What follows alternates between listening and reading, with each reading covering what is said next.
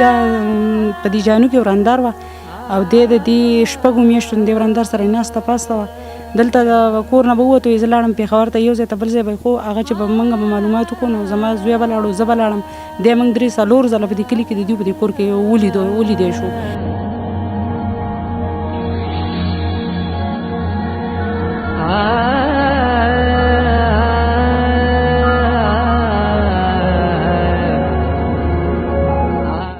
بسم الله الرحمن الرحیم. السلام علیکم ګرانو او درنو پښتنو، زه یم وحید الله خان. قدرمنو کتونکو، دا مهال زه د کاچیګرام نه لږ بره د ګلاب شیر په کور کې موجود یم. ګرانو ملګرو، دلته کې یو عجیب او غریب واقعه ده. ګلاب شیر د تیرو څلور نیمو میاشتو نه د خپل کور نه غیب دی. دا زما سره خور چې ناسته ده دا د هغې کور والا ده. د دې دا 4 واړه بچي دي چې په دې کې یوه جینۍ ده او دا 3 چې کوم دي دا ماشومان دي. کله چې ګلاب شیر لاپته شوی نه و په کور کې نو دا ټول ماشومان به خپل سبقونه تلو. اوس دی دا مشر ماشوم چې دی د سکول ته تلو نو سکول نه هم پاتې شوی دی، مدرسې ته هم نه ځي. دغه ګلاب شیر د کور نه ولې ورک شو، د دې مکمل کیسه څه ده، د دې خور نه به لږ اورو. موږ ته یې خو ټوله کیسه وکړه، ډېره دردناکه کیسه ده او څه بل شانتې کیسه ده. خو دې خور له زه ورځم چې پوره کیسه تاسو ته پخپله وکړي. زه خپل تمهید دومره نه اوږدوم. خور اسلام علیکم. وعلیکم السلام. پوره دا راته ووایه که نه ګلاب شیر څنګه چې تاسو وایي 4 نیمې میاشتې وشوې روغ شوی دی. دی یو نیمه میاشت چې وشوه نو یو ریپورټ هم د خوازخیلې په تاڼه کې درج کړی، خو ولې چې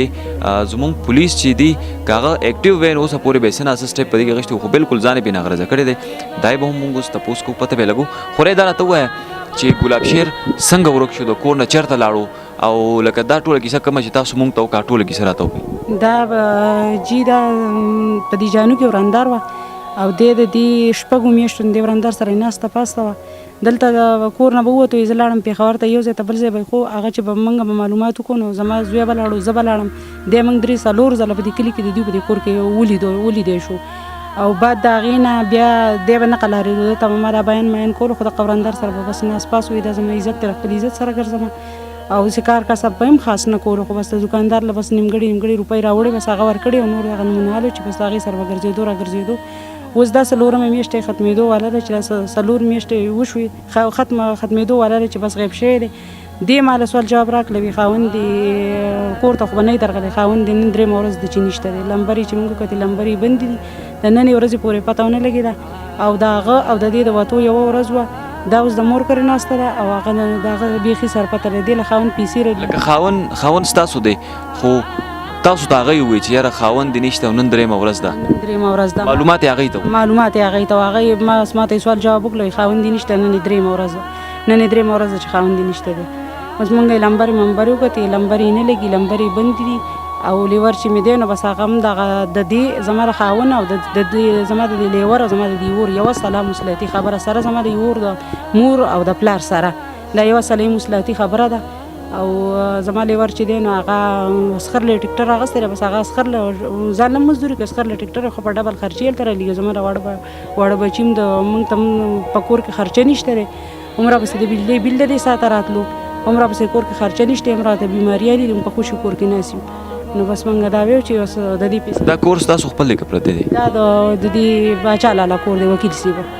دا د هغو کور دی. بس په کرۍ باندې بس پکې ناست یو. په میاشت کې 4 ورځې بیګار دی نو بس دا کالي برابرېدو والا دی. دا راته وایه خورې چې دغه چې په کوم ورځ باندې تلو ګلاب شیر د خپل کور نه په هغه ورځ دې څنګه ووتو د کور نه؟ په څه وینا یې وکړه، چېرته لاړو، څنګه لاړو؟ او بس کور ته راغی، کور کې شپه وکړه، لاړو. زما د رود لیکل، زما د رود کور نه بیا راغلی ډایرکټ دیو کرې شپه وه، دیو د کور بیا وتي دا جنۍ او دا زما را سړی هغې کره شپه په کوم حیثیت باندې کوله؟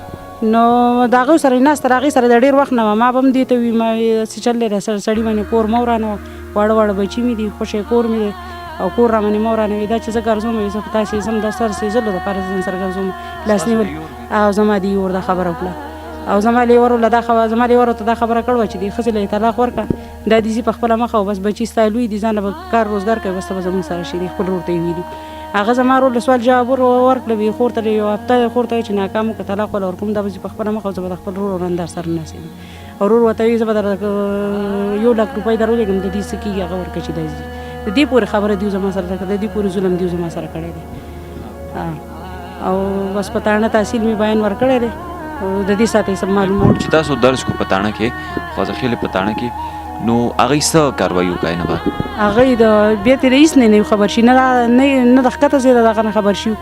او بس راپورټ هم کړل درخواست پروت دی بس زمونږ هم څوک د منډې ترړې پسې نشته دی د هغه یو ورور په دوبۍ کې دی دا بل په سعودي کې دی د ښځې خاوند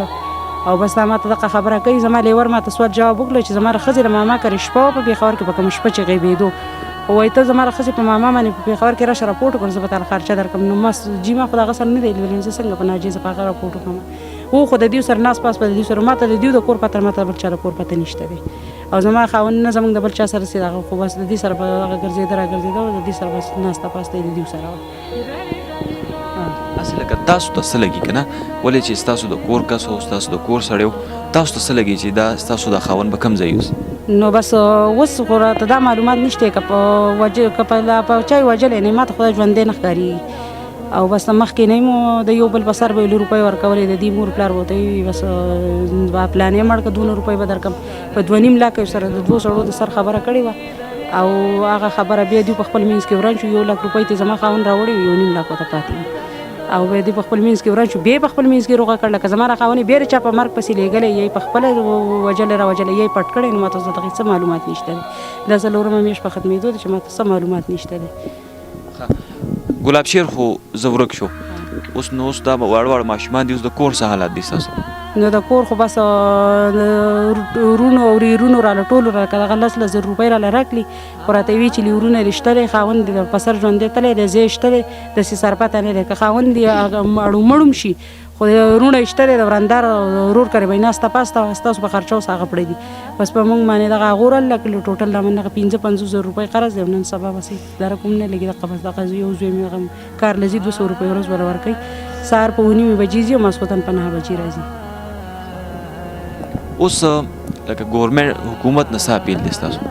نو بس زه خو یم چې بس دغه تپوس دې وشي چې دا ولې زموږ سره ظلم کوي موږ خو بد د چا سره نه دي کړي که زموږ دا تپوس کېږي نو بس زموږ دا تپوس دې وشي او بس ما ته خو خپل دغه کسان دغه غله ما ته خپل کسان معلوم دي زما خو دغه غله دي بس که تپوس کېږي د دیو نه دې وشي او که نه کېږي نو بس بیا خو زما لاسه وس نه کېږي دا بچي مې واړه دي بس چې دوی بیا راغل شو بیا څه کول صحیح خوښه هغه دي وکړي زموږ خو بس دغه در غریبي ده اوس ورته ناست یو نه زما د لیورونه د دې ساته د خرچې د دغه یا د دې ورور د راپیدا کېدو په دوی خو فرض ده که چې دوی د خپل ورور پسې هم کوشش وکړي زموږ د خرچې غم وکړي زما خاوند خو به وي زه چې د هغې کرې پاتې کېږم زما عزت دی زه هم د دوی عزت یم که نه زما د عزت خیال خو دې اوس وساتي که نه زه د یو ځوان جانورندار یم دا واړه واړه ورېرونه ستاسو هغه لیور چې و لکه دا یا ښځه چې وه ستاسو خاوند سره چې به یې خبرې اترې کولې خاوند ته یې پته وه چې یاره دی دلته او ښه خاوند ته پته وه خاوند به یې دا خبره کوله دا خو زه په بل وطن کې یم او دا به زما ښځې سره ځي راځي نه او ګرځي راګرځي به سره نه او پاتې کېږي به سره نه او کور ته به له خرچه سودا نه راوړي دا به څوک راوړي دا وي د دې عزت نه دی دا یې مشر لیور دی دی به ځي راځي دا بوله کوي هغه هم ښه په رضا ساله یو زما د لیور یو زما د یور او خاوند مې او زما د یور مور پلار دا سلاکارو دا په دې خبره کې سلاکارو صحیح ده انشاءالله حکومت په دې باره کې کله اوس دا پروګرام چې نشر شي لاس خپې به ووایي چې د ګلاب شیر د پته به ولګي چې باید چې مړ دی ژوندی دی چېرته دی څوک پکې ملوث دی خو اوس تاسو دا حالات هم ډېر ګډوډ دي نو اوس د دې به څه انتظام ستاسو خو څوک شته هم نه زمونږ هېڅ هم نشته دی اوسه پورې به دې کور کې ناست وو اوس دغه دا که زما څه نسخان وشي یا ما ته څه ضرر ورسي یا واړه واړه بچي مې دي زما خو کور کې لکه یوه تماچه وه هغه یې مو واخېسته هغه یې مې وړه تماچه یې مې وړه هغه هم د دې ول اخیستی وه وي چې یاره چل دی دا ښځه خو ټول چل بس ټول چل ول ما ته جوړ شوی وي دا ښځه دې پرې ووله را روان شه راځه هغه ول هم زما ورونه ورکړه په ذمهوارۍ باندې زموږ کور ته څه نقصان نه ورسېږي تماچه دې ورکړو زموږ کور ته څه نقصان نه ورسېږي تاسو به زموږ ذمهواري او بس په دې خوشي کور کې ناست یو او بس نور هم دغه بس د خدای نه علاوه هم بل څه نشته دی ډېره مننه زه دې وړو ماشومانو سره یو خبره داسې کول غواړم بچیا ستاسو نوم دی زید امین شاه او ستا صداقت شاه مدیم جمال شاه ته راته دا وایه بچی پاپا دې څه شو صح نشته نه څومره څلور میاشتې او ته بچی ته راته وایه چې څه شو پلار دې څه شو یاره چې موږ ته هېڅ پته نه لګي هسې خوشه به ګرځېدو زموږ د تندر سره او اوس یې څلورمه میاشت پرې ختمه شي هېڅ پته موږ ته نه لګي او ته اوس کار له ځې او جي کار له ځم سکول له به تلې مخکې سکول له به تلمه زما پلار غیب شو زه سکول نه قلار شوم مدرسې نه هم قلار شوم د خویندو وروڼو له خرچه مرچه پیدا کولو څه ټیم ځې څه ټیم راځې سهار په 9 ځم ماسخوتن په 9 راځم او جي ګرانو ملګرو دا د ګلاب شیر د کور والا او دای د ماشومانو خبرې ګلاب شیر د 13 میاشتو نه غیب دی باید چې دغه خپل ورندار سره خبرې اترې وي د دې د اطلاعاتو تر مخه او آی سره به کېناستو پاسېدو دای کره به تلو دای کره به دغه ورځې شپې به دای کره تېرېدې عینه بعد په یوه ورځ باندې هغه ګلاب شیر هم تللی دی او د هغې هغه ورندار هم د دې کور نه تللی ده مخکې په دې کور کې اوسېده د دی سره تللی ده اوس د دې نه بعد دا هېڅ پته نه لګي ګورنمنټ اعلی حکام نه زموږ دا اپیل دی چې د دې تپوس دی وشي د دې ګلاب شیر پته دی ولګي حکومت دغه ریپورټ چې دی د دې فوټوکاپي دلته کې زموږ سره موجود ده ریپورټ هم کړی دی د خواځخیلې په تاڼه کې خو هېڅ پته یې نه لګي عینه بعد هېڅ پته نه ده لګېدلې کم ډي پی او صاحب چې دی هغې ته هم زموږ اپیل دی چې د دې باره کې د زر تحقیقات وکړي او څومره